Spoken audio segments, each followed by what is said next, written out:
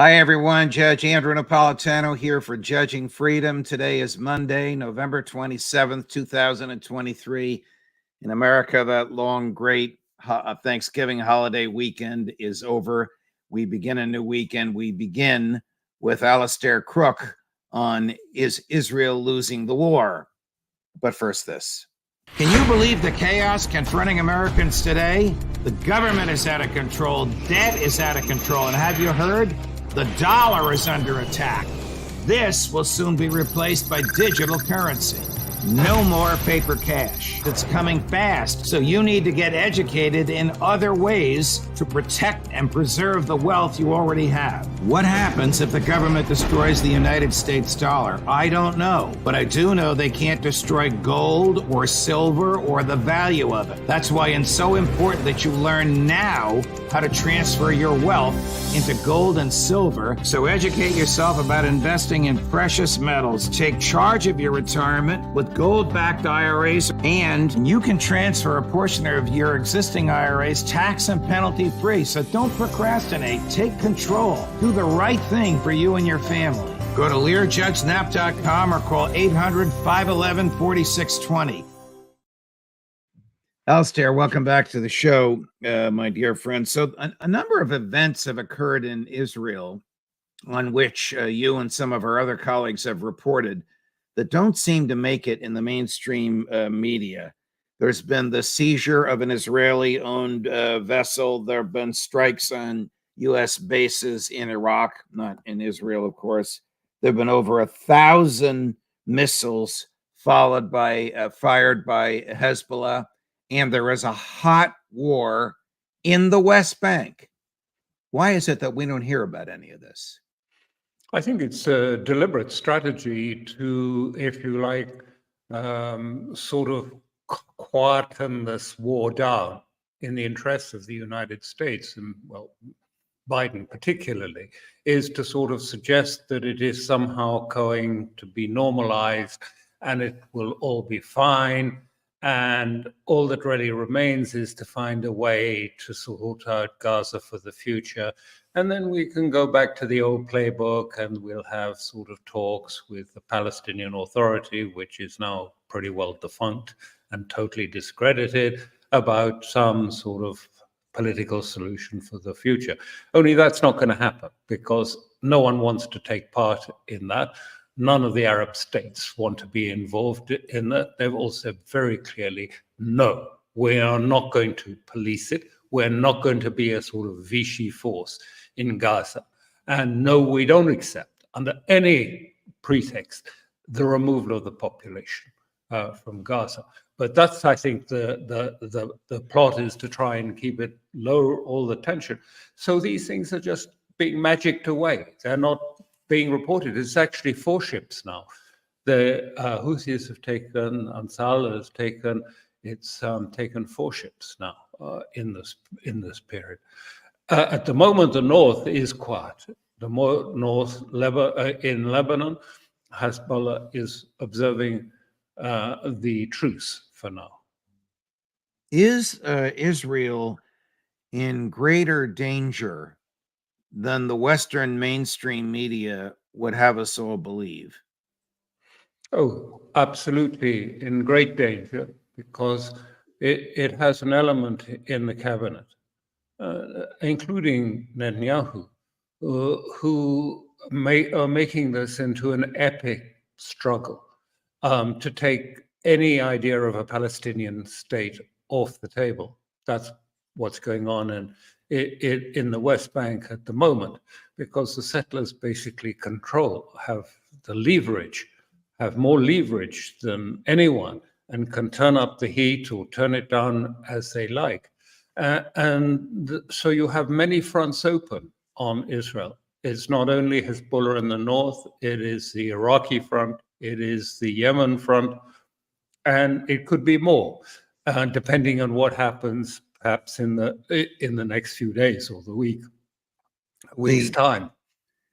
The New York Times reported over the weekend that more women and children have died in a month and a half in Gaza than in 2 years in Ukraine. Are these credible numbers? And if so, how can Prime Minister Netanyahu possibly justify them? They're very credible numbers. He doesn't justify them. They just redefine the conflict and the cabinet members. And it's not just Netanyahu. I think it's a mistake to focus too much on Netanyahu, because the cabinet members, if anything, are more radical than Netanyahu. Not he is being the sort of the contrarian in the group. They are more radical than he. And so they simply say these people are all connected. There's no innocence in Gaza. These people are, if you like, collaborators with Hamas, and therefore they are legitimate military targets. So they don't try and justify it. They just say this is part of our plan to get rid of Hamas, and these people are all one way and another, if you like, party to this Hamas government. You have participated in the negotiations for truces. Do ceasefires or truces, whatever you want to call them, do they spread? Do they have a life of their own? Do people have a small period of exaltation and so everybody stops fighting for longer? Or do the troops just rearrange and remaneuver and resupply and go back at it? Well, we normally call it a truce because a ceasefire has some sort of legal context behind it. It is sort of set within a legal framework, whereas a truce, or in the Arab expression, a hudna, which dates back to the time of the Prophet, is just time out. Now, what happens is most of the truces I've been involved with, the parties have been repositioning for the next round of fighting. And it is time up. And my efforts were really to try and see if there was any chance of moving towards a more political, if you like, strategy. Mostly that didn't occur. The truces broke down. They're very easy to break down. One of them broke down just from one statement by a senior Israeli general, and the thing collapsed. Another one broke down because an extraneous group put a bomb on a bus in Jerusalem, and that destroyed that. Another one broke down because Israel dropped a 1-ton bomb on the main negotiator I was dealing with, even though they know the negotiations were in progress. So, I mean, everyone is maneuvering to try and get, if you like, psychological advantage, not necessarily, this is... it's not tied to a political outcome. That's the point. Ceasefire is tied to a political outcome. A truce is just what it says. It is time out for a specified number of days. It could be a little longer, but there is no legal element to it. And then it's very easy for it to come apart. In my experience, it nearly all does. And why I say this point about your point about does it spread, it's really important that quite often I was asked by the European Union, the High Representative, and said, try and get quiet in Bethlehem. Just at least try and sort of establish, if you like, a lily pad of quiet in Bethlehem, even though, and I said, it doesn't work like that. And of course, it didn't work like that, because you can have quiet in Bethlehem, and then the Israelis will go into Hebron and kill a number of Palestinians, and then the whole of the Palestinian territories would be in an uproar. You can't, if you like, compartmentalize and say, we'll have quiet here, and then we won't. And the point here is that Israel has a number of open fronts. And as you mentioned, I mean, it's not just Gaza. It's what's happening in West Bank. It's what's happening in the north of Lebanon. It's what's happening in an indirect way from Yemen, and even what's happening in Iraq indirectly. So any one of those, if they are mishandled or deliberately escalated, can destroy a truce easily. I assume that the truce or truces that existed over the weekend with the various exchange of hostages and captives. But by the way, why are the Israelis being held by Hamas called hostages, and the Palestinians being held by Israel called prisoners? Aren't they all hostages? They are all hostages, yes. I mean, most of those being held have had no due process at all in terms of the legal process or a court hearing. They're just arrested, and some of them are arrested when they're 5 or 6 and held for 8 or 9 years without any trial or any judicial process. So I think it's fairly fair to call them hostages rather than prisoners. No legal process. The negotiations that lead to the exchange of these human beings, I'm assuming they're not face to face. I mean, you told us that you were negotiating, and all of a sudden, one of the negotiators that you were dealing with was destroyed because the Israelis killed him. Aren't hostage negotiators generally immune from violence during the process of negotiation? No, this is what I mean. It's not a formalized thing like a ceasefire. And you have to be very, very careful. When I was doing that sort of negotiation, I mean, I took huge care to make sure someone hadn't put a satellite beacon into my clothing. Or, I mean, I never took a telephone anywhere in the West Bank like that. I would be taken to, if you like, a little boy would lead me by the hand, and I'd go from house to house to house through the back doors and back ways, so that any overhead of surveillance by Israel wouldn't end up, after I'd been there, the next day there would be a missile through the window and the negotiator would be dead. That was the last thing I wanted, so I had to take these sort of precautions. You have written about an effort by the EU to bribe Egypt and Jordan, a failed effort by the EU. What is this all about? This was the CIA plan. It was first mentioned by Sy Hersh, and I told him it won't work. It wouldn't happen. But he said, look, there is going to be the plan is that, that all of the inhabitants of Gaza will be moved to the Sinai and a tented village will be set up and they will be established there. And I said, it's not going to happen because, no, it won't happen because the army won't allow it to happen. They're not going to have 2 million Hamas supporters. Egypt is in a critical state now.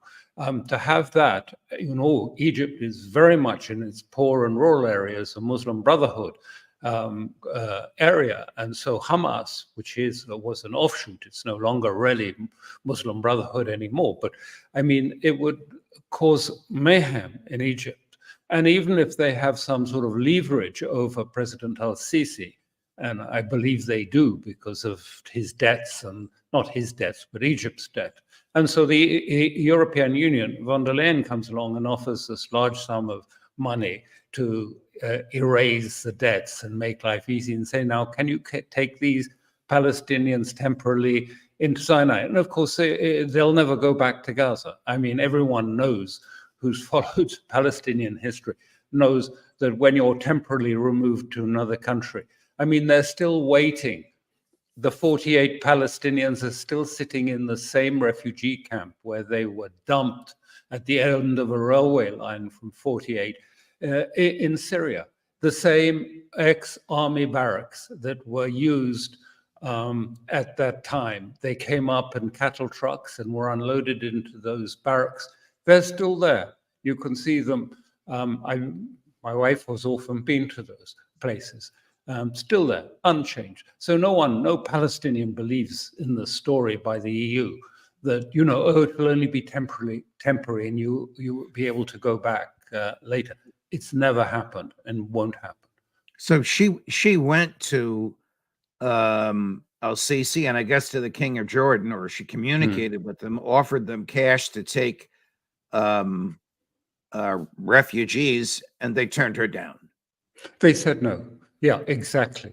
And all the Arab states are absolutely clear. They're not going to act to, the Nakba, the great catastrophe 48, when so many Palestinians were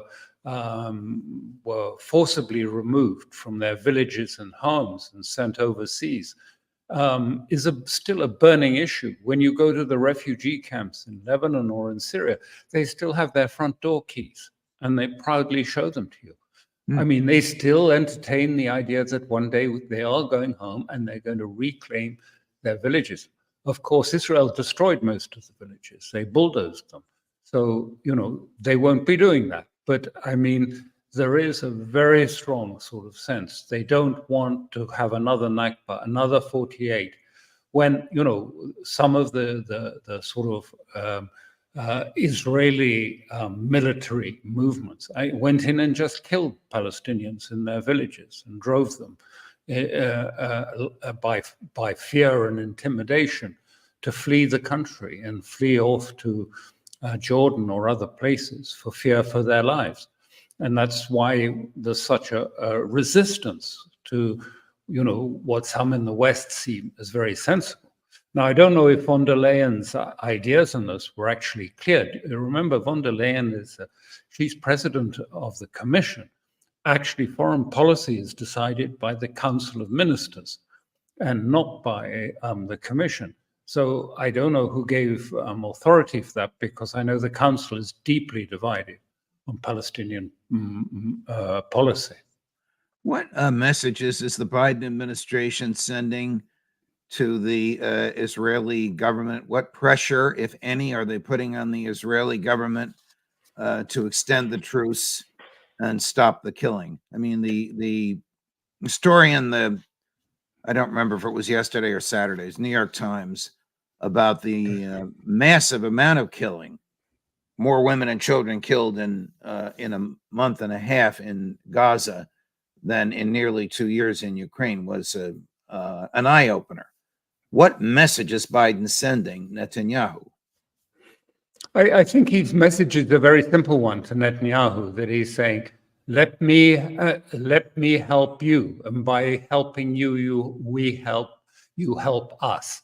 In other words, we are desperately trying to manage the poor public relations picture that is coming out of Gaza. We're doing our best to manage that.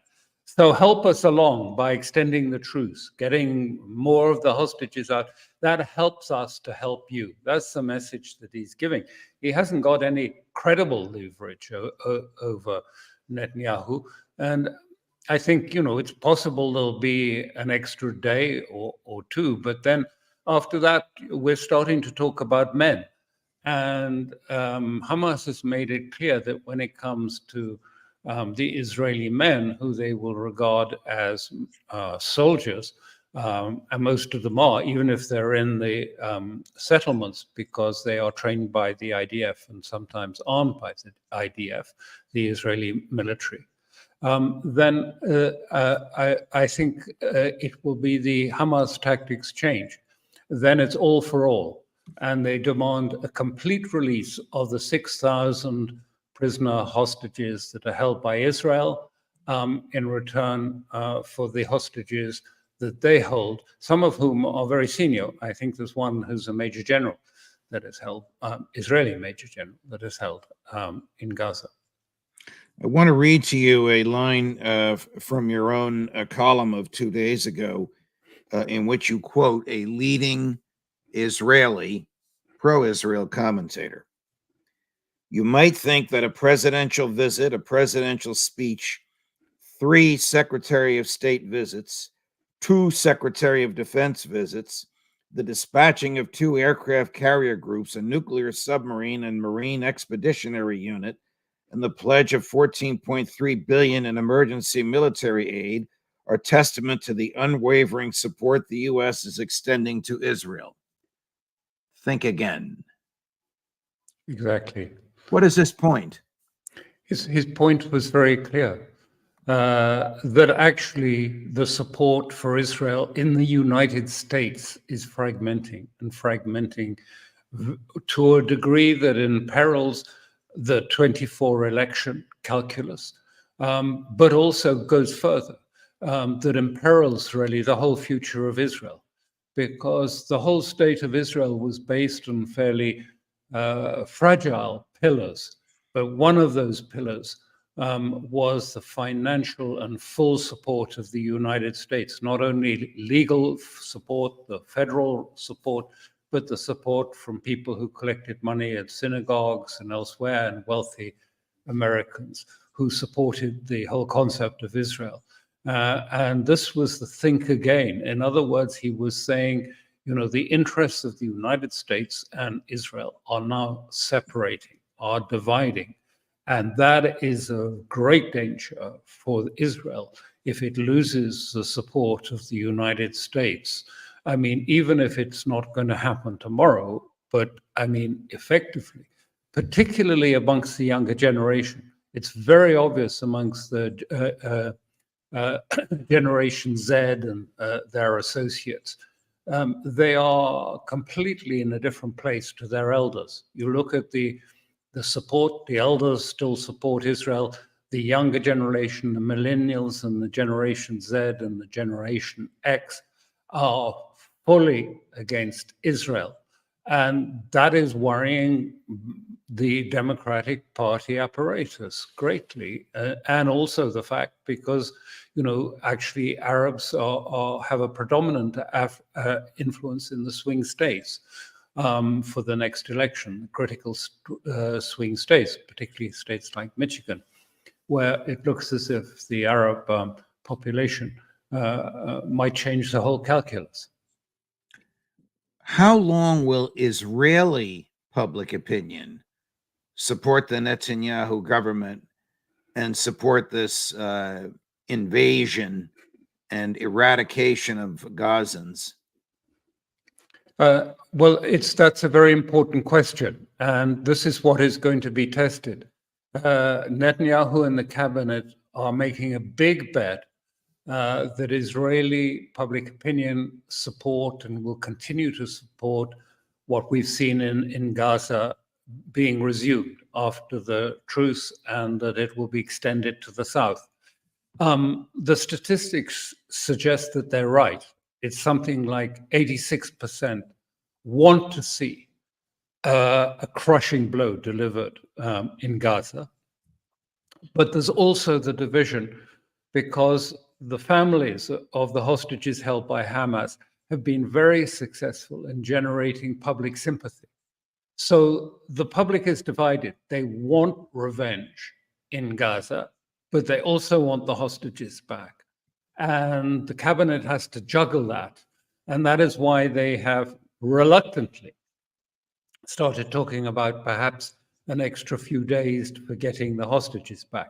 I mean, both sides understand we're not going to go to the full release of the male hostages in Gaza and the Palestinian security prisoners held in Israel. We're not going to go that far.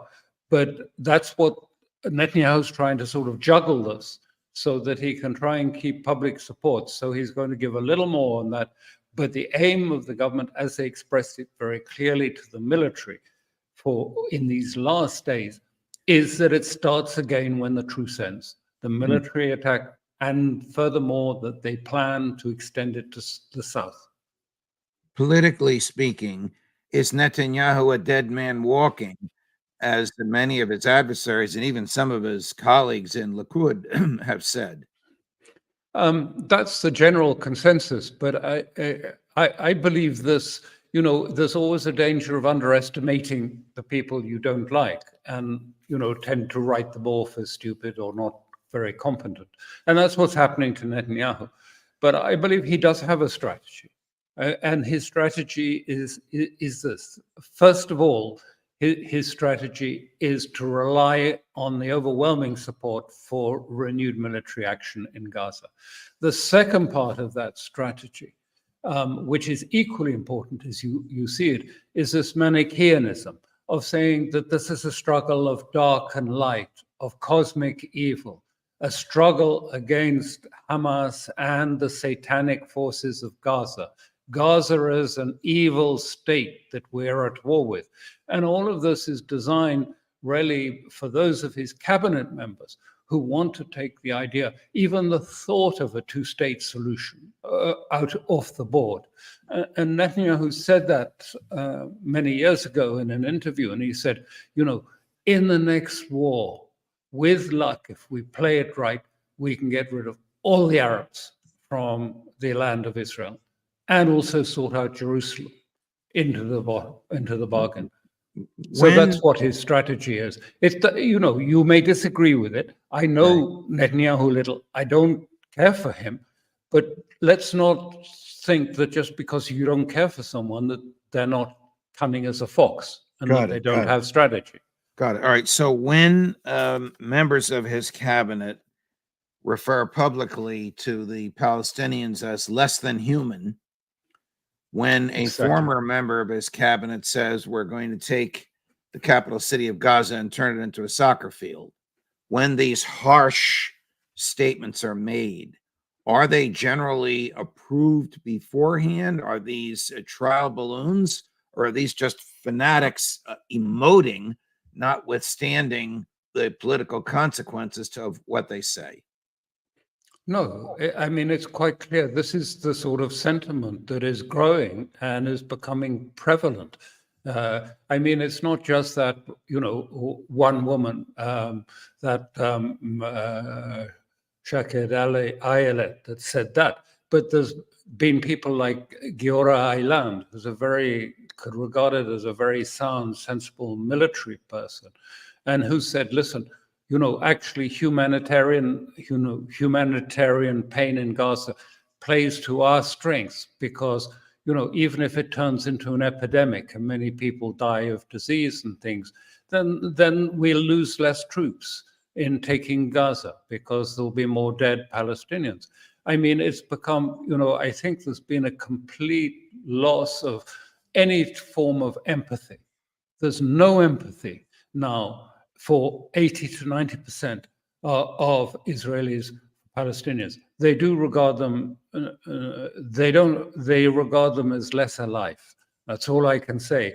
And some people take it even further because they've written very clearly, and people like ministers like Smotrich and Ben-Gvir say very clearly that these people are as evil as those of the 7th of October that came into Israel. So it's very much the prevailing mood, and we are heading. There is a danger that we could head to the sort of cosmic war of, if you like, the view of the founding of Greater Israel against the view of the Islamic world, that they are going to found, if you like, a Palestinian state on all the Palestinian lands that belong to them.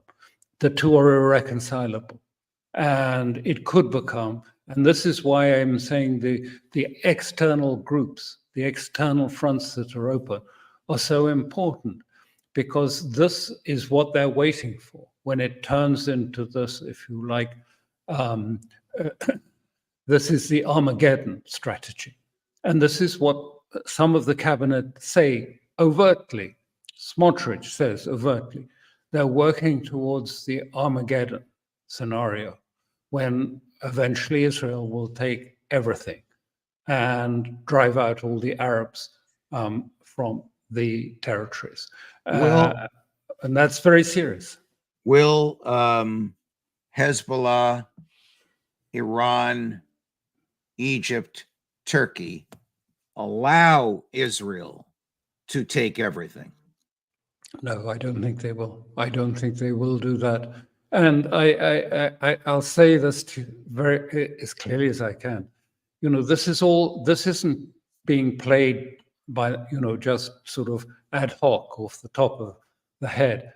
There is a plan, and a staged plan for this eventuality.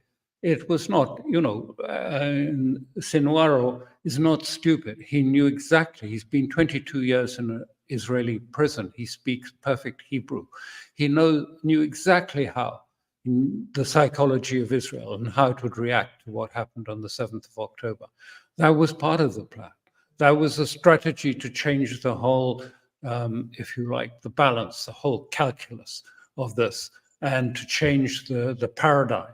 smash the paradigm and put this whole question of the Palestinian state back on the front burner. And that's happened for sure. And I think what we see as a result of this occasion, which again is important, if you watched, I don't suppose it was shown much on television in the United States, but if you watch the scenes when the Palestinian prisoners returned on the Red Cross buses in the West Bank, I mean, it was euphoric, and it was, I mean, just full of energy and determination and sort of nationalism, and Islamic as well. I mean, they come out of the bus and they kiss the ground of Palestine. I mean, very emotional, very powerful images. All around the Islamic world are seeing these images.